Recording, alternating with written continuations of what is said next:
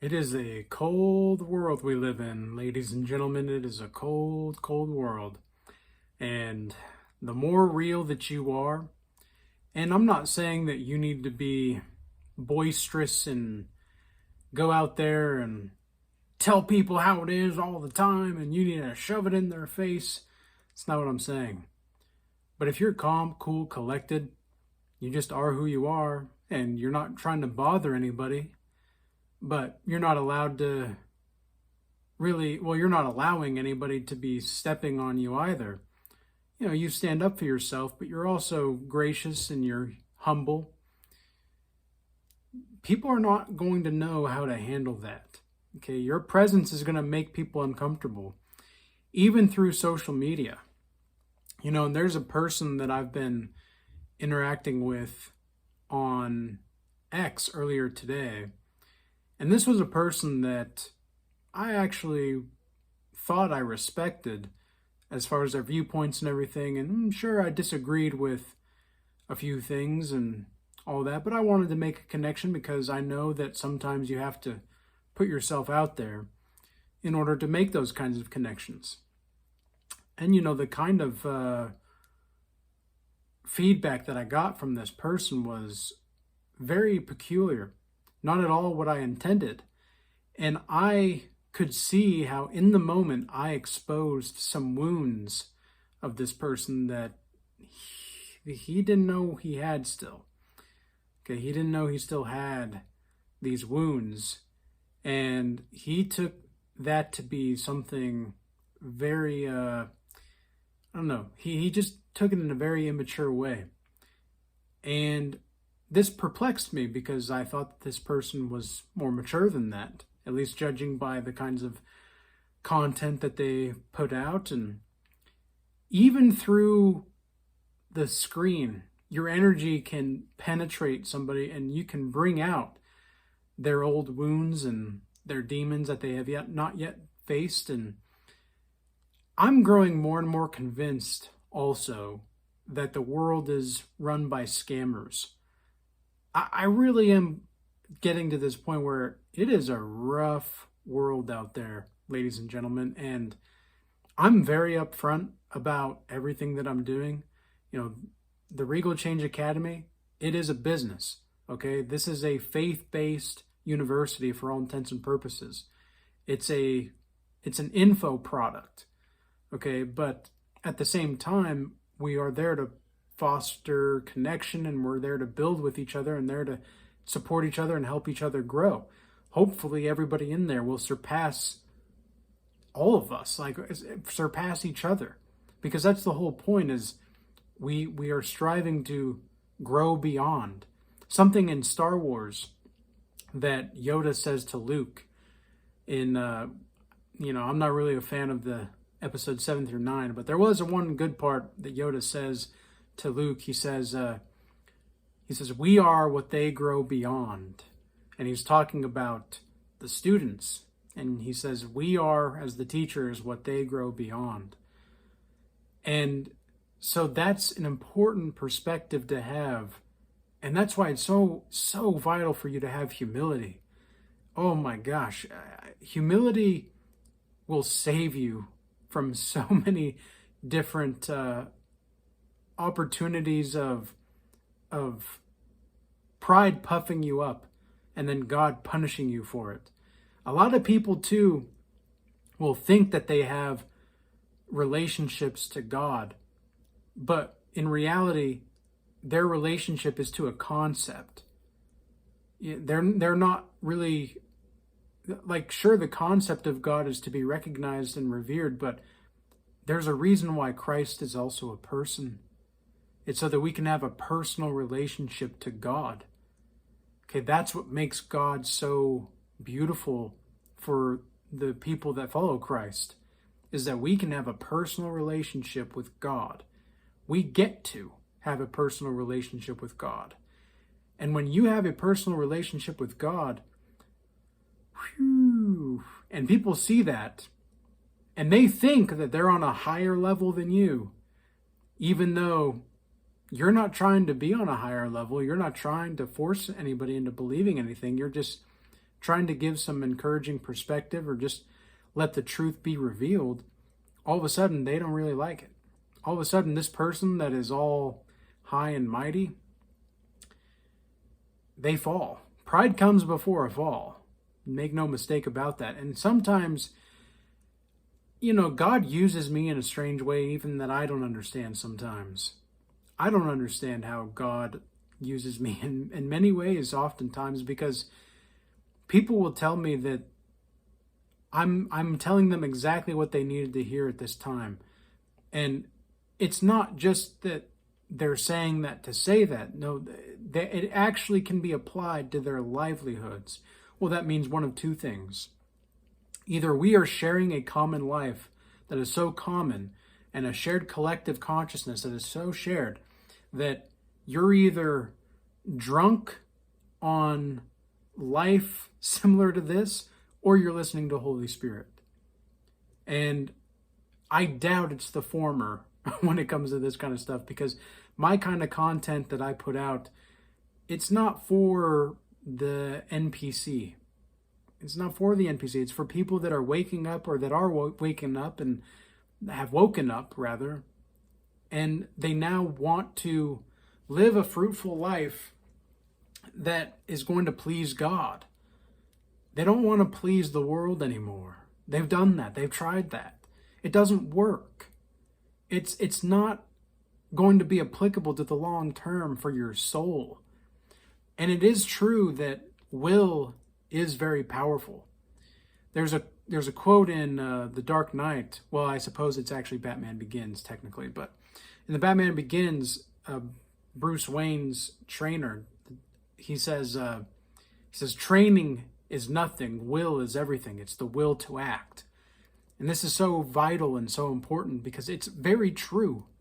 It's absolutely true that you must have the wherewithal to recognize that training is important. Absolutely. But why do you train?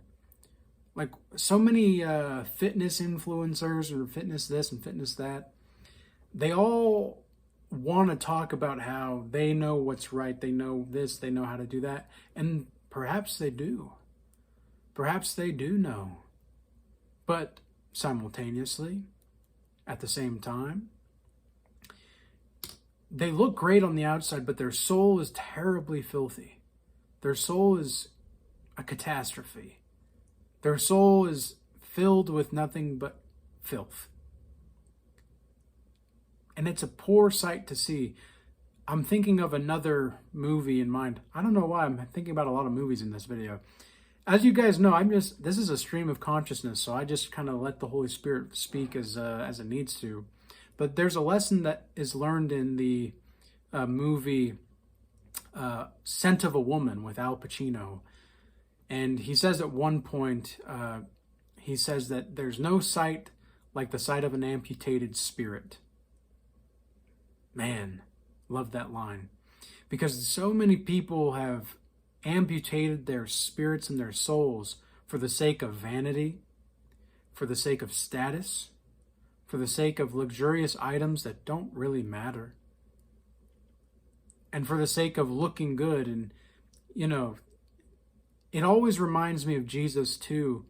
Whenever there's whenever there's a moment when I genuinely believe that I'm being considerate yet firm, and there's a ton of pushback and like spiritual persecution, and people are trying to make fun of me and whatnot, I which doesn't happen very often, but if it does, it kind of reminds me of Jesus when he was spit on by the Pharisees. And it's like Jesus was nothing but being exactly who he was supposed to be, and the sinless man that he was and is. And he's being spit on by these people. And I'm not sinless by any stretch of the imagination, but it's relatable. That's another thing that's so cool about the story of Jesus, is it's so relatable. It's so relatable, and people are going to be upset and uncomfortable by you. People are going to be upset by you just having a closer relationship to God. That's what it really comes down to. They might not understand it because they want to believe that, oh, well, because I have X amount of followers, or because I have, like, women will do this too, right? Oh, like the main character syndrome for the women. It's like, oh, my Instagram, like they'll get this hit of dopamine in the morning every time they wake up. They get, I don't know how many likes, and they get too many likes and too many this and too many that, and they've got comments out the wazoos. They got DMs by the time they haven't even had breakfast, and their ego has already been inflated to the stars. People like that are making decisions for the world, man. Like, and it's true. So many of these women, beauty is their primary resource, and they're using it to influence the masses. And they don't understand the dire implications that's going to arise from this. They really don't. They don't get it. And the reason that they don't get it is because the men are not leading. I understand that women need to be held accountable just as much as men do. But I do think that it's on men to be accountable for women in some regard. And the reason is because of the Adam and Eve story. Adam was the one who disobeyed God. Eve knew, but Adam was supposed to lead her. And when Eve came back to Adam, Adam could have said, no, we're not doing that again. Like, I was going to say something really, no, I'm not going to go there.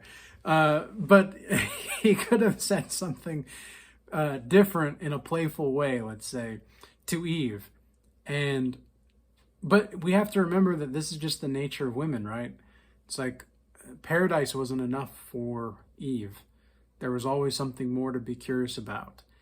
And with men, we have to just continue to understand that we can lead women or we can leave them. It's really as simple as that. And that's something else that you'll notice as a godly person when you're walking around. Some people are going to be very open to you. Some people are going to want to just open up to you right away. But a majority of them, in my experience, they want to be with you so bad that they hate you. Or they want to be like you so bad that they hate you. And you're just being you. Like, that's the crazy part, is you're not even trying. That's what's so crazy. I was literally on a call, a one-on-one mentorship call with somebody the other day, and they told me this. They're like, I'm not even trying. Like, I'm just being who I am. And it's like, exactly. And they couldn't understand why, like, what is going on in the other person's mind. And it's like, well, they don't want to live what is true. They don't. That's why you make them uncomfortable. That's why they're upset about you. You help them realize that they don't know as much as they think they do. And if they were to find out, well, that would change their whole worldly views. That would change their whole view of spirituality. That would change their whole view of faith. And some people are just simply not ready for it. And that is something that we just have to accept. It's just going to be part of them growing up and growing into this new landscape of apprehension. So with all that being said, I hope this message was useful and insightful for you. I have a feeling this was going to be more of a confirmation video for a lot of people out there. Perhaps some little nuggets of insight that they haven't heard before, but overall, I think this is going to be more of a confirmation video. And so if you do want to join an elite group of spiritual people where we're actually committed, okay, we actually care about people, that's going to be in the Regal Change Academy. I do have one-on-one mentorship offerings as well. And I am offering a new godlike mastery initiation program, but this is going to be not for beginners, okay? Not for beginners for that. But if you do have questions about it, feel free to contact me. I do appreciate everybody moving from the YouTube platform over to X and Rumble and Instagram. I appreciate everybody's extra support there. And with all that being said, peace be with you all. Until next time.